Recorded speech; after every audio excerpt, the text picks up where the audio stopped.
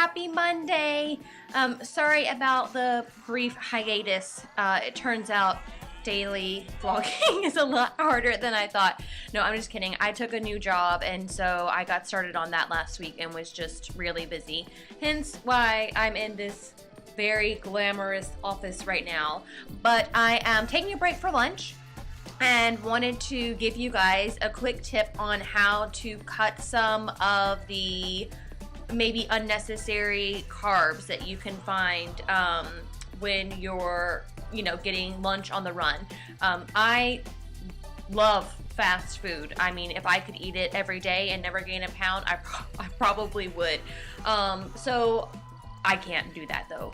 So I've learned over the years some tips and tricks on how to cut away maybe a little bit of fat, cut away some carbs definitely, so that I can indulge in my favorite fast food.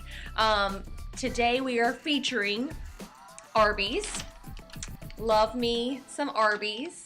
I usually get one of their market fresh sandwiches. It's kind of like a deli sandwich.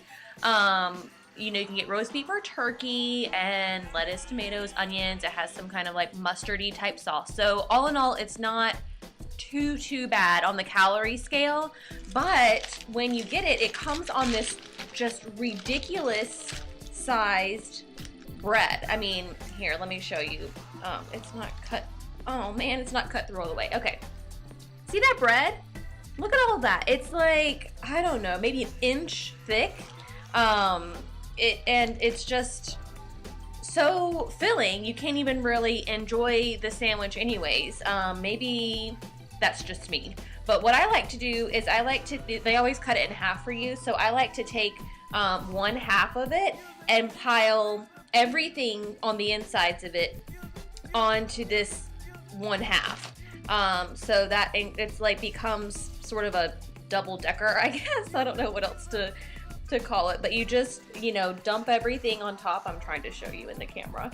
All the lettuce, all the tomatoes, everything else, and depending on whether or not you like the mayonnaise-y type stuff that comes on there, you can either opt to have one side mayonnaise, one side mustard, both sides mayo, which would be fattier obviously, or both sides mustard, which is a much better option since most mustards don't have any fat, no calories, no carbs or anything. I think this might be some sort of honey mustard, which will add a little bit, but at least honey's natural, right? It's not totally.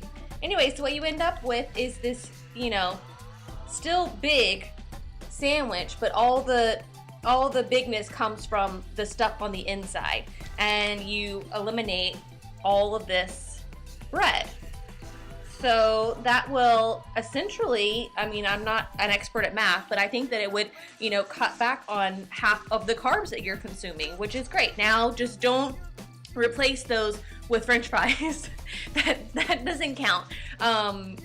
Unless it's a really special occasion, I don't get fries whenever I go to the fast food place. I try and just order one of the sandwiches and make some cuts like this to make it better. But this obviously applies to just about any sandwich you can get at a fast food place. Subway, I have them pull out the middle of the bread, so that eliminates a lot of it. But you could also do the double decker technique on that. On a hamburger, just take the top bun or whatever off. I think the top bun is typically lighter and the bottom is more dense, so I usually keep the top and ditch the bottom. But it doesn't matter if you're that particular or not. But yeah, chicken sandwiches, really anything that you can think of. And I will say, don't be fooled by the wrap. At Chick-fil-A, they have, their wraps. Their wraps have more carbs than their chicken nuggets do.